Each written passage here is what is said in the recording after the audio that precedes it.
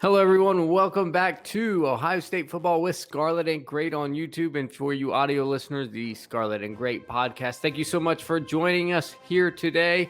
We have a really awesome video lined up for you and your viewing pleasure today. As always, thank you to everyone that likes and subscribes and comments on these shows. We love to interact with you guys. I would like if you could help us get to 2,100 subscribers by August 1st. That'll help us with our ultimate goal of 2,500 by season's kickoff. The last video, the Delusional Fan of the Week segment, really spurred the subscribers. Thanks to you guys. We're close to 2,000 right now. Some of you will be watching this video with over 2,000 subscribers, I suspect. Thank you so much. This video, we are going to talk about the loaded Ohio State quarterback room that's only going to get more loaded, and how we might stop an exodus of transfers. In today's climate, right, you get really, really talented players, and they don't want to sit forever behind each other. So, especially with the transfer rules lightening up, we want to know, how can we actually keep this staple of quarterbacks with, we have a Stroud, a Miller, a McCord, and then a mullet Hulk and Quinn Ewers coming down the pike. We want to know, how can we keep these guys? Joining me on this, yes, this will not be a solo show, so my beautiful background that all of you love so much will have to get tilted a little and kind of contorted, and you'll both things that you love back there, both the assault weapon and the AR-15 are going to be get cut halfway out of the shot. I hope you caught the joke there. And I am going to add in my friend and co-host, Florida Cory. Florida Cory, thank you so much. It's good to be back with you. I haven't done a video in a little bit. It feels like forever. It's probably only been a week, but absence in the heart and all that other stuff. Hey. What's up, buddy? Are you excited to talk about this? I am. I hope the listeners, our longtime listeners, and all the new subscribers we've had are happy to talk about this as well. Obviously, the most important position on the football field. Ohio State seems stacked going into the future, but as you know, more money, more problems, more quarterbacks, more problems, more talented players at a position with only one football and one on the field at a time. It creates maybe a bit of a log jam and creates a situation where guys don't want to wait. So it'll be interesting to talk about what we could foresee in the future. Yep. And I think, Cory, they will be excited to talk about this. You and I have had this on the brain for a while, but there's some recruiting booms and stuff with the law and the dead period. This is a good time to get to this. Anytime you talk about Quinn Ewers, right, it just seems like the eyeballs come. Well, we need to actually talk about all the guys that may take snaps before Quinn ever does. So let's put this into relevance and in perspective. I'm going to lay out a way, and Cory can offer the rebuttals with his educated opinion, and I do want to hear them on. And in the comments, I want you guys to just fire it off. Like, what do you think? Do you think these scenarios make any sense at all? But I think there's a way to really minimize transfers. And let me just say, we have to kind of make a disclaimer, and that disclaimer is somebody out of Stroud or Miller will transfer, likely who doesn't win the job this year will likely transfer after. And that one you do have to accept as collateral damage or just attrition when you have a room this loaded. Maybe somebody's content to be a Buckeye and content to say, hey, I'm one snap away from being Joe Burrow, or I'm one snap away from being Dwayne Haskins. That's possible, but it's just, I feel it's unlikely in this climate. So for the sake of argument and for what most Spark Money says, I'm not saying this is absolutely going to happen, but let us assume that CJ Stroud is going to be the starter in 2021. Okay. If that may not happen, but I think Cory and I are both safe with assuming that. If that doesn't happen, we'll just switch Stroud for Miller. We don't mean any disrespect to Jack. Not at all. So, not at all. I mean, it's a great problem to have. Two guys. I mean, we've talked about it before. You go into seasons past with Ohio State, and you're like, "There's one guy, and that's it." And if he isn't any good, you're just in for a long ride that year. Usually, that one guy's pretty good. Don't get me wrong. Terrell Pryor, Braxton Miller, guys like that. Joe Germain one year. I mean, they switched him and Stanley for a couple of years, but when Joe was the guy, You knew. You didn't have anybody. I think after Joe Germain was Steve Belisari. So and then we had but then it changed, right? Like, who's going to start, Gunnar Hoke or Justin Fields? Like, we don't know. Yeah, exactly. To be honest with you, that was 1 year again when we experienced that again with Justin Fields. We were like, okay, please don't get hurt. Please don't get hurt. Please don't get hurt. But that being said, right now, I've said it 100 times. I'll say it again. Never in my life, and I will maintain, I'll die on this hill, never in the history of Ohio State have they been this stacked with talent. Now, it's unproven talent, don't get me wrong, but this is a talented QB room. Right, yeah. You're at a point where somebody goes down on injury, you absolutely hate that, but your, stress level, is only lower. Slightly raises. You're like, okay. And in some ways, you're almost like, oh, I get to see Jack Miller play. Right. I think he's pretty dang good. Remember, before CJ Stroud entered into the recruiting screen, Jack was always the guy, and we were always really excited about it. And I think he's a better QB than what you saw in the spring game. I think Jack Sawyer breathing down his neck certainly didn't help things, and other things. But for the sake of argument, we can get too convoluted if we say, well, what about this guy? We're going to assume, because of the whispers we've heard, that it's going to be Stroud. It may very well be Jack, and that's fine. Just flip-flop them in your mind, okay? Mm-hmm. The guy who doesn't start, we think likely after this year, probably will transfer. But so, sake of argument, Stroud is the starter and develops in 2021, right? Mm-hmm. So he's going to play, obviously, through 2021. Now, people, okay, what about McCord? Okay, Cory and I think both agree, when you come to Ohio State, no matter how good you are, if you're a quarterback or a position like quarterback or running back, most positions, especially when there's limited slots, you understand no matter how good you are, your freshman year, you shouldn't bank on being the starter. It's built in. It's not like you have to talk a guy into sitting for a while. It's built in at the quarterback position. And remember when Braxton Miller committed here, even though he started as a freshman, and he's the only quarterback to start as a freshman at Michigan. Remember, we expected Terrell Pryor to be back for his senior year that year. And we still bounced a little bit with Bowserman. Yeah, football spraying all over the place. Yeah, so yeah, it's not a guarantee. But my point is, he committed here knowing Terrell Pryor was probably going to be here. Yeah, it's not a guarantee. So you build in 1 year. If the game's different, you got to get your body different. Mm-hmm. Even, yes, Quinn Ewers, for the sake of argument, I think he's got 1 year built on the bench in his mind. So this means McCord only sits 2 years. And that's where this all hinges, Cory. You don't have to talk Kyle McCord into sitting for 2 years because it's already in his mind. Now, of course, he's a competitor and he's going to compete for the starting job and try and win it and everything in 2021. But really, realistically, he's fine with, in his mind, to not start in 2021. He's a freshman. It's built in. So really what that means is, of course, Stroud cannot go because he'll only be he can't go to NFL because this will only be his second year out of high school. He will have to come back and start again in 2022. So that means you really only have to talk McCord into sitting 1 year. 1 year is built in, and then he sits that second year. You basically just convince him the Dwayne Haskins path, right? Mm-hmm. Kyle, you are so talented. You are a 5-star athlete. You're going to come in and you're with Ryan Day. Ryan Day, the man, you're with Brent Venables' dad, okay? Your offense and the way Brian Hartline's recruiting with the receivers you're going to have, the O-line, everything, you're going to be fine. You're likely going to throw 40 to 50 touchdowns, and you're going to be fine. You're going to be a top NFL draft pick after 1 year.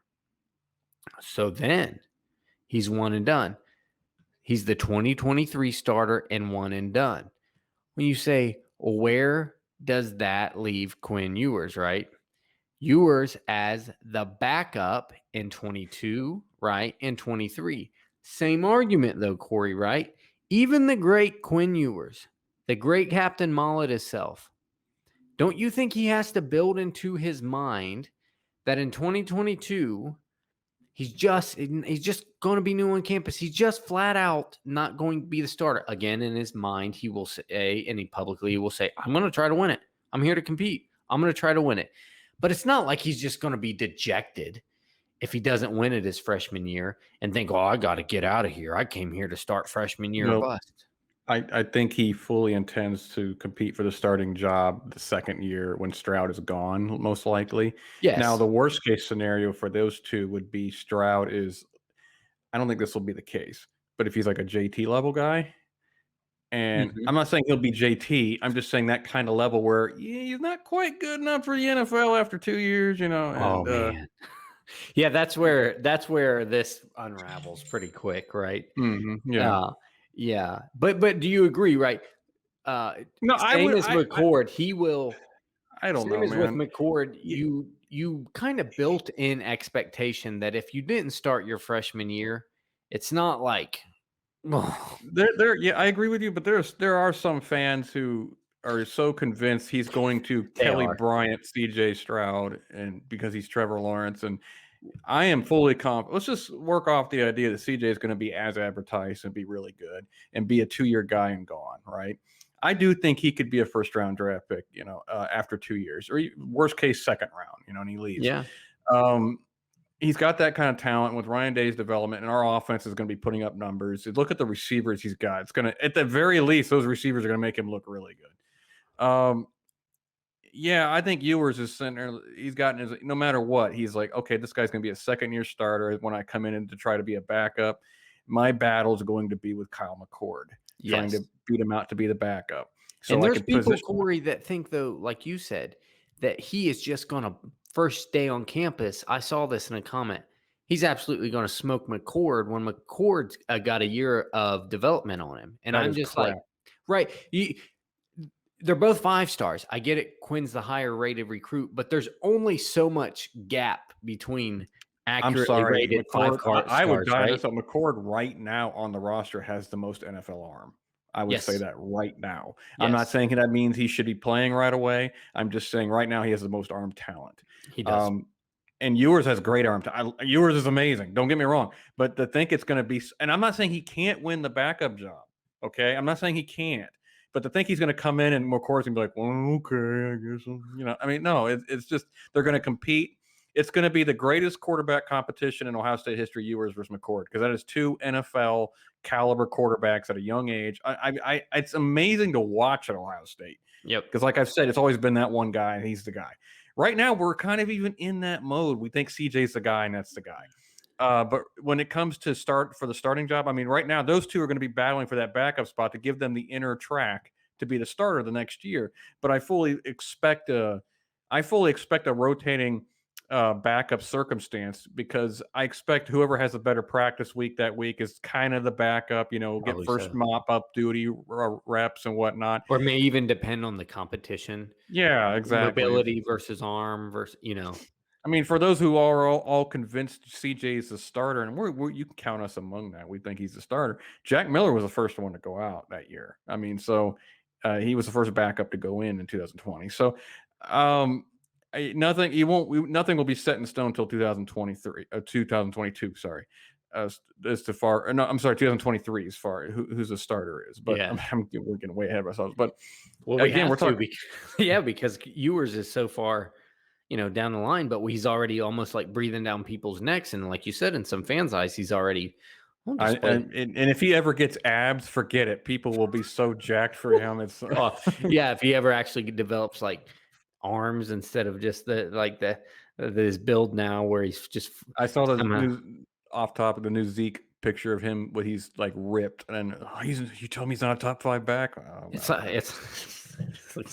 like when Cam Newton joined the Patriots, and you remember that video? He's doing the tricep push, 500 pounds. He's doing tricep pushdowns with an exercise band, and they're like, Cam, y'all sleeping on Cam. He's ready. He said people been doubting him. He's talking about people doubting him in the video. And I was like, Cam's physique was never his problem. I don't understand why you guys are excited about that. And then what Tom did he Brady has do? a terrible physique. Nobody cares. Yeah. What did he do? He went out last year and stunk it up with New Yeah. England. So it's like, it was never his physique. I don't. But yeah, so if Quinn Ewers is as hype as he is now, if he ever gets a lip, if he ever gets shredded, just forget it. Yeah, the fans will have a mutiny if he's not starting. But so Cory, to kind of steer it back to the years, I'm going best case to where you don't lose people. Is again, you talk McCord into staying one more year on the bench, and he starts in 2023, right? Then Stroud's gone to the NFL. Miller's In 22, in 22, Stroud's starter in 21, 22. McCord's your starter in 23.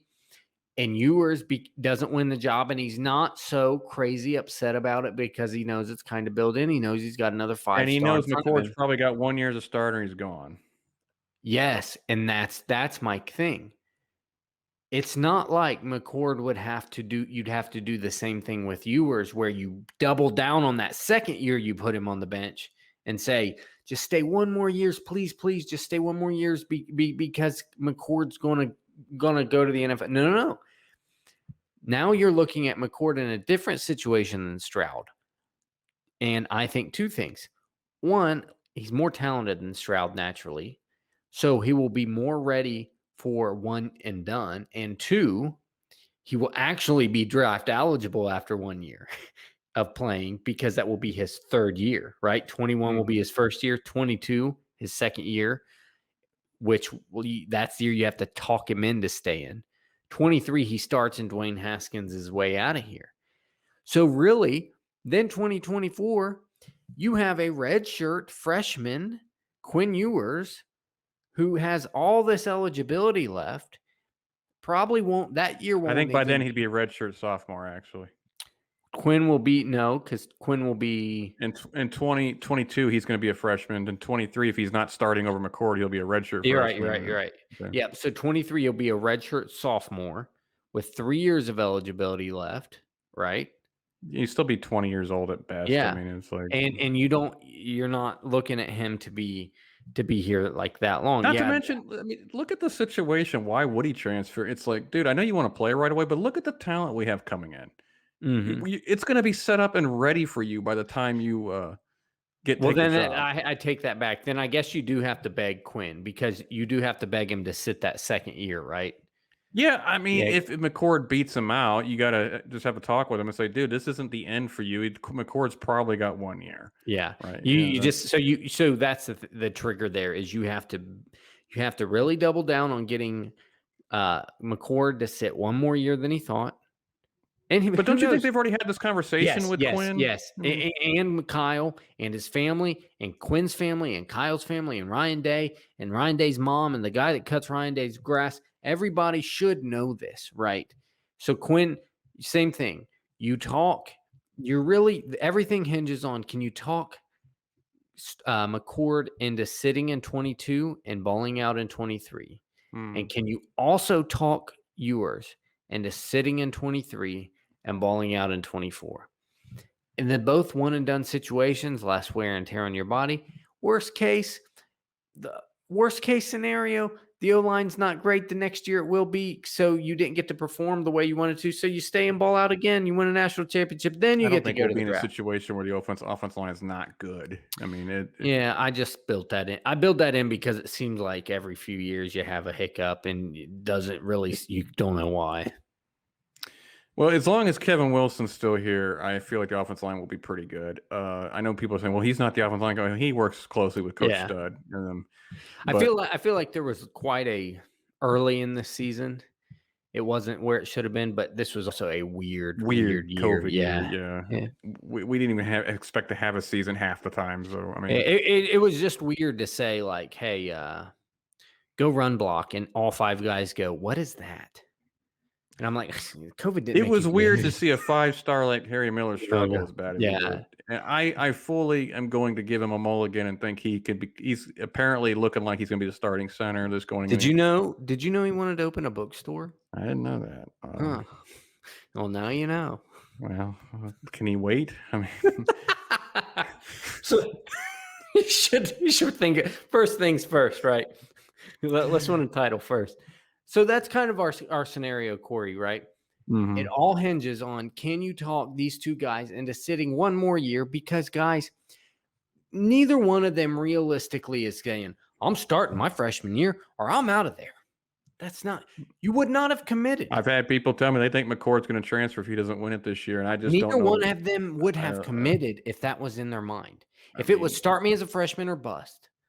Now, start me as a sophomore, you got an argument there, but you have to then realize the guy that beat you out the year before is now still in the team and a year older. So McCord didn't commit to Ohio State without the understanding that the guy who wins the job is going to be 2 years at least. And Ewers didn't commit way before the deadline, No.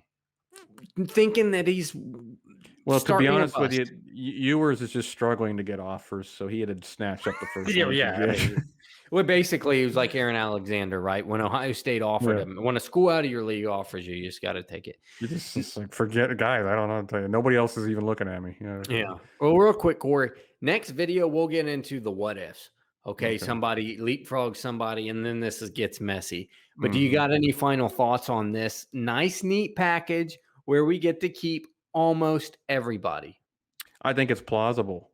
I mean, I know nobody wants to believe that in today's transfer portal day, but I mean, I believe it's extremely plausible. First of all, there's a big reason why, Johnny, and I won't go too much in it because I know we got to end this video. The culture is just different at Ohio State, and there is a legitimate brotherhood. I know Burrow, everybody, well, Joe Burrow was older than the guy that beat him out. He's 36 years old. Yeah. I mean, are you saying I'm old? I'm just kidding. But no, yeah, he had graduated. He had been there. The younger guy won the job technically. That was a different scenario. Yeah, it was a different scenario. And I mean, again, you expect, that's like me saying, Jack Sawyer don't start this year over Tyreek Smith. He's gone. No, he's not. No, he's not. Sorry, he's not. JT Tuimoloau is not going to start right away. Well, He's gone. He's already tearing up his Letterman test. Travion Henderson, much out of this world talent over Master Teague. He's not saying, you start me over Teague or I'm gone. Like, that's just not how things work. He didn't even expect to start. He's going to try, but he didn't expect to start. 1,000%, yes. I think we're on board.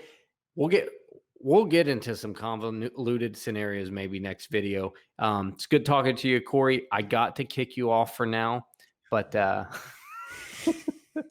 thanks so much for being here, buddy. We'll see you next time. All right, guys, that's it for us today. Thank you, as always, for joining in. And I would like to say, if we have earned it, right? If we have earned your like, please like this video. And if we've earned your subscription, please subscribe to this. Oh, okay. That's not what I said, but okay, that's fine. If we've earned your like, if we've earned your subscription, we would love it. As always, goodbye, God bless, and go Bucks.